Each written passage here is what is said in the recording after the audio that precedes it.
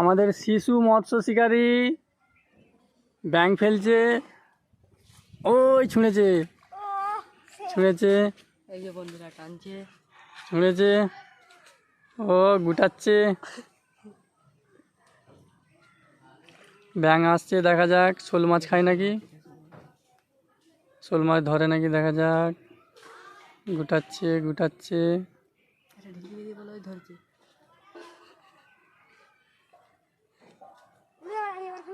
আবার গুটানো হয়ে গেল, আবার ফেলবে। আবার ফেলবে বন্ধুরা এই যে, লোকটা।